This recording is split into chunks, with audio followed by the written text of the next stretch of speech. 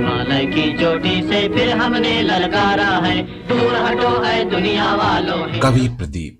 मैं असली में अध्यापक होने वाला था। अध्यापन के साथ साथ मैं साइड में कविता भी करने लग गया था। समाज को एडवाइस करना और देश को भाई इसको बचा के रखना। अक्षर सभी पलट गए भारत के भाल के, मंजिल पे आया मुल्क हर बला को टाल के।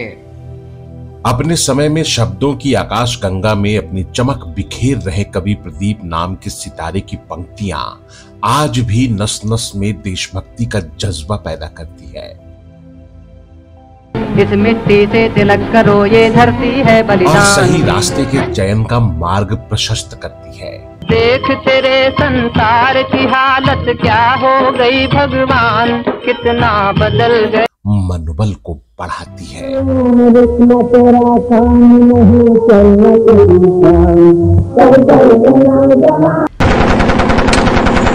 अरे हम लाए हैं तूफान से किश्ती निकाल के। देश आजादी मिलने के बाद खुली हवा में अभी ठीक से सांस भी नहीं ले पाया था कि उसे युद्धोपरांत हार का दंश झेलना पड़ा। इन्हीं हताश और निराश परिस्थितियों में कवि की कलम से ऐ मेरे वतन के लोगों गीत फूटा। जो शहीद हुए हैं उनकी जरा याद करो कुर्बानी, जिसे स्वर कोकिला लता मंगेशकर जी ने अपनी आवाज दी। इस गीत को संगीतबद्ध किया था संगीतकार सी रामचंद्र ने, जिन्हें अन्ना साहब भी कहा जाता है। लता जी ने जब उस सभा में इस गीत को गाया तो पंडित नेहरू भी मौजूद थे और ये गाना सुनकर रो पड़े।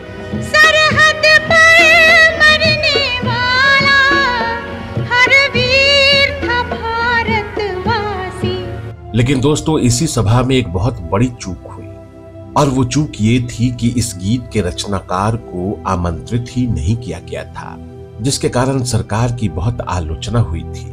लेकिन पंडित जवाहरलाल नेहरू ने इस चूक को ठीक 6 महीने के बाद सुधार लिया था। जब एक सभा में पंडित नेहरू की मुलाकात कवि प्रदीप से हुई तो उन्होंने उस घटना के लिए उनसे क्षमा मांगी। उन्होंने ये आग्रह किया कि ये गीत मैं लता जी की आवाज में सुन चुका हूँ, लेकिन यही गीत मैं आपकी आवाज में सुनना चाहता हूँ। कवि प्रदीप पंडित नेहरू के इस आग्रह को अस्वीकार नहीं कर पाए और उन्होंने उस मंच से गाना गाया था। एक इंटरव्यू के दौरान उन्होंने इस गीत की रचनात्मकता के पीछे की कहानी बताते हुए कहा था, 1962 के भारत चीन युद्ध में भारत की हार से लोगों का मनोबल गिर गया था। ऐसे में सरकार की तरफ से फिल्म जगत के लोगों से ये अपील की गई कि भाई अब आप ही लोग कुछ करिए, कुछ ऐसी रचना करिए कि पूरे देश में एक बार फिर से जोश आ जाए, भारत की जनता में हार के गम पर कुछ मरहम लगाया जा सके। अब चारों तरफ से आवाज ये उठी कि भाई देश जो है उसमें जागृति रहना चाहिए, देश हिम्मत न हार बैठे। जब घायल हुआ हिमालय खतरे में पड़ी आजादी। उन्होंने इस गीत को HMV को दे दिया इस करार के साथ कि इस गाने से जो भी रॉयल्टी आएगी युद्ध में मारे गए सैनिकों की विधवाओं के परिवार को दी जाएगी। लेकिन दोस्तों, HMV की तरफ से कब और कितनी रकम कितने परिवारों में बांटी गई, ये जानने के लिए कवि प्रदीप और उनकी बेटी मिथुल प्रदीप को न्यायालय के चक्कर काटने पड़े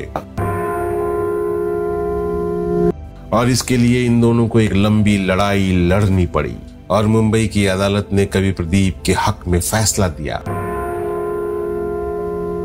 और कोर्ट ने यह फैसला सुनाया कि HMV को सैनिक विधवा कोष में हर हाल में 10 लाख रुपए जमा करने ही होंगे। आज हिमालय की चोटी से फिर हमने ललकारा है, दूर हटो है दुनिया वालों, हिंदुस्तान हमारा है। देशभक्ति पर बनी फिल्मों के इतिहास में कवि प्रदीप के लिखे गीतों को कभी भुलाया नहीं जा सकता।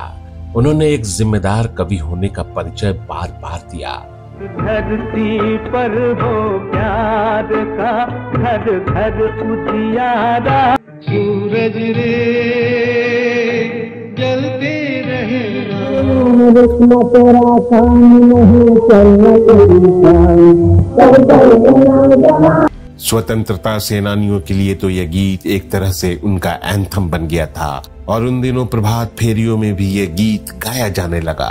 इस गीत ने भारतीय जनमानस पे मानो जादू सा कर दिया था। सिंध और पंजाब की तत्कालीन विधानसभा ने इस गीत को राष्ट्रीय गीत की मान्यता तक दे दी थी। उस समय सिंध और पंजाब की विधानसभा ने इस गीत को राष्ट्रीय गीत की मान्यता दी थी। इसी दौरान उन दिनों एक और घटना घटी। अभिनेता बलराज साहनी, जो उन दिनों बीबीसी लंदन में कार्यरत थे, इसी गीत को बलराज साहनी ने बीबीसी लंदन से प्रसारित कर दिया। रुकना तेरा काम नहीं, चलना तेरी शान, चल चल नौजवान। और दोस्तों, यही वो गीत था जो साल 1946 में नासिक विद्रोह के सैनिकों के लिए ये एक अभियान गीत था। उसी दौर में कवि प्रदीप का एक और गीत जो अंग्रेजों के लिए सरदर्द बन रहा था, जो 1943 में रिलीज हुई फिल्म किस्मत का था, और ये गीत था आज हिमालय की चोटी से फिर हमने ललकारा है। आज हिमालय की चोटी से फिर हमने ललकारा है, दूर हटो है दुनिया वालों, हिंदुस्तान हमारा है। कवि प्रदीप का यह गीत ब्रिटिश हुकूमत पर एक सीधा प्रहार था। कवि प्रदीप की कविताओं से घबराकर कवि प्रदीप की गिरफ्तारी का वारंट निकाल दिया, लेकिन कवि प्रदीप को पकड़ न पाए क्योंकि कवि प्रदीप उन दिनों भूमिगत हो गए थे। साल 1947 में जब देश आजाद हुआ तो कवि प्रदीप ने देशभक्ति की कविताएं लिखना जारी रखा। साल 1954 में रिलीज हुई फिल्म नास्तिक का वो गीत जो कवि प्रदीप ने लिखा था, देख तेरे संसार की हालत क्या हो गई भगवान, कितना बदल गया इंसान। इस गीत ने कवि प्रदीप की प्रसिद्धि में 4 चांद लगा दिए। इन्हीं की काली करतूतों से हुआ ये मुल्क मसान। और इसी फिल्म का एक और गीत जो बेहद चर्चित हुआ, हरे पत्थर के भगवान तू है कहाँ, तेरी दुनिया में लग जाए यहाँ। उन्हीं दिनों एक निर्देशक हुआ करते थे सत्येन बोस। सत्येन बोस की मुलाकात कवि प्रदीप से हुई तो सत्येन बोस ने कवि प्रदीप से कहा कि अब गांधी जयंती पे कुछ गीत लिखिए, और कवि प्रदीप ने गांधी जयंती पे एक गीत लिखा और वो गीत आज भी उतना ही लोकप्रिय है। दे दी हमें आजादी बिना खड्ग बिना ढाल। जागृति फिल्म के और भी बहुत सारे गीत थे जो उतने ही लोकप्रिय हुए। इस मिट्टी से तिलक करो, ये धरती है बलिदान की। वंदे मातरम, वंदे मातरम। और दोस्तों, फिल्म जागृति को 3rd फिल्म फेयर अवार्ड 1956 में बेस्ट मूवी का अवार्ड मिला था। कवि प्रदीप की एक खासियत इस रूप में भी देखी जा सकती है कि कवि प्रदीप ने अपनी रचनाओं में हिंदी का वो समावेश किया जो उस दौर में बहुत ही बिरले देखने को मिलते थे, क्योंकि उस दौर में हिंदी सिनेमा के साहित्य में उर्दू और फारसी का बोलबाला था। और तो हमने सोचा कि यानी कुछ हिंदी के भी शब्दों को धीरे धीरे इसमें समाविष्ट करें हम।